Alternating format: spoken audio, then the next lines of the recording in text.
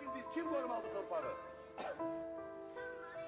Gün hamının anası da, başlı da, namusu da, gayreti de bu torpaktır. Bu torpaktan kim kalacak? Merdi meydana kalacak. Murad Mirzəyev. Şəhid Murad Mirzəyev 1976-cı ilin 31 martında Sabirabad rayonunun Muğan Gəncəli kəndində anadan olmuşdur.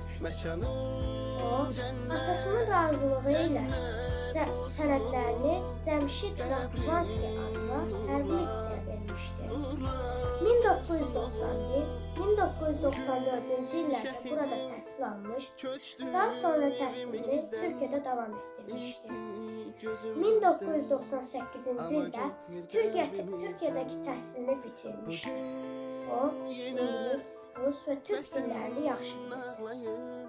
Sen uyu şehidim, sen uyu mezarda. Mekanın cennet, cennet olsun oğul. Qəbrin nurla, nurla.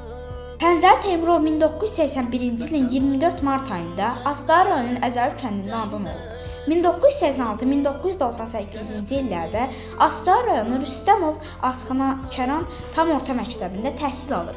1999-cu ildə Astara rayonu hərbi komissarlığı tərəfindən hərbi xidmətə çağırılıb. Hərbi xidmət zamanı kəşfiyyatçı peşəsinə yiyələnmiş və hərbi hissənin ən mahir kəşfiyyatçısı olmuşdur. Hərbi xidməti başa vurduqdan sonra könüllü olaraq xidmətini yenicə yaradılan Azərbaycan xüsusi təyinatlı qüvvələrinin kəşfiyyatçısı diversant taborunda davam etdirib və 17 il Azərbaycan ordusunda şərəflə xidmət edib.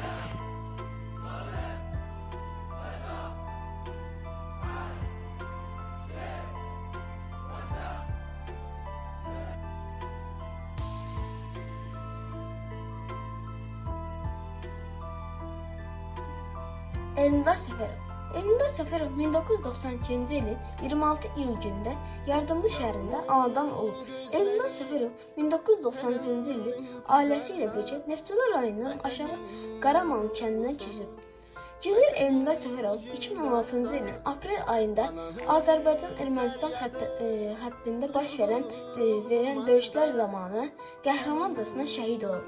Aprelin 4-ü isə Elmdar Səfərov Neftçala rayonunun aşağı Qaramanlı kəndində son mənzilə yola salınıb.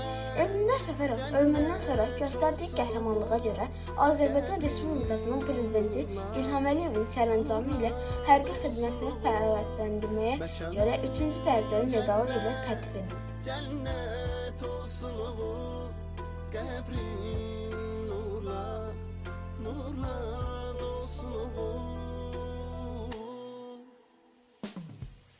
Ana ağlama, qara bağlama, oğlun şəhid oldu. 1972 Yarım ağlama, 12 iyulda yüreği dağlama, Ağdam qəbrin nurla Cindi kəndində ana ağlama, ailənin tək övladı olan Yaqub özündən başqa 3 qardaşı və bir bacısı vardı. 1990-cı illərdə Sovet qoşunlarında xidmət edib. Bir müddət sonra ordudan ayrılıb çətin günlərdə Azərbaycan sıralarında qoşuldu.